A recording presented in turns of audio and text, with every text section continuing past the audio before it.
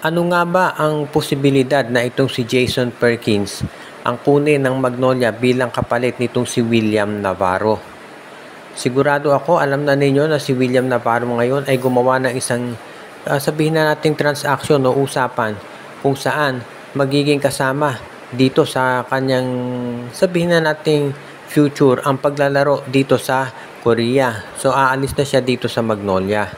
Ngayon marami nagsasabi baka ito na talaga ang panahon para dito kay William Navarro na maglaro talaga abroad at ang Magnolia naman hindi siya pipigilan.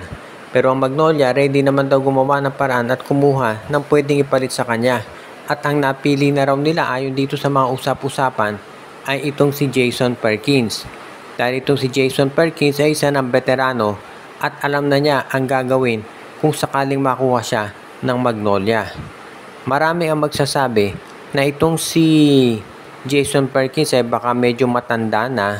Kaya nga ngayon, mukhang ang mangyayari daw kahit na sabihin na nating may edad na si Perkins, yan ay meron namang experience. At yan talaga ang hinahanap ngayon nitong Magnolia Chicken Templados.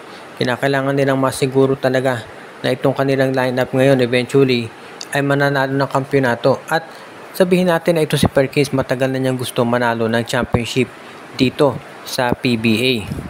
Yung pagkuha dyan dito sa Magnolia, ng Magnolia dito kay Jason Perkins ay isa talaga dito sa kanilang kinakailangan ngayon. Kaya as soon as possible, sabi nga nila, puspusan na yung magiging usapan pagdating dito sa kontrata nitong Magnolia Chicken Templados. Kaya nga kinakailangan talaga nilang masiguro na ito'y matatapos nila yung usapan para makuha si Perkins at ang pag-uusapan na lamang kung sino ang ipapalit dito sa Phoenix Fuel Masters. Napag-uusapan natin yung pagkuha ng mga panibagong players. Kabilang na dyan itong TNT Tropang Giga. Alam natin sila ngayon ay nandito sa finals, lumalaban kontra sa San Miguel. Pero gusto raw siguraduhin itong TNT Tropang Giga na sa next season hindi na nila paproblemahin yung mga injuries pagdating dito sa kanilang mga guards katulad nung nangyayari ngayon. Kaya nga kinakailangan daw talaga ayon dito sa mga reports itong TNT ay gagawin ng lahat para masiguro na hindi na nila ito poproblemahin. At ngayon nga ang gagawin daw ng TNT kukunin na itong si Cedric Fairfield mula dito sa Blackwater Bossing.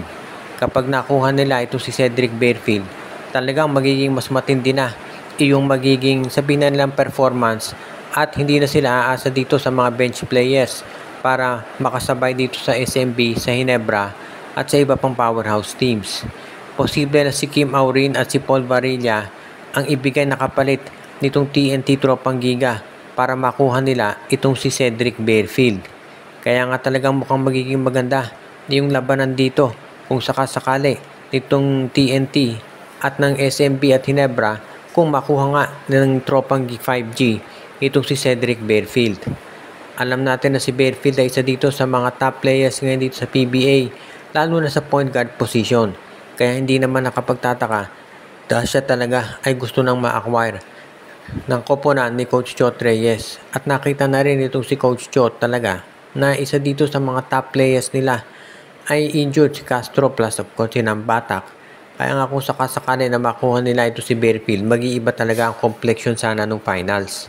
Pero hindi na nila pwedeng kunin ngayong finals si Fairfield. So malamang next season na nila i-acquire ang nasabing player para naman tuluyan ng maging mas malakas at handa sa Grand Slam ang TNT.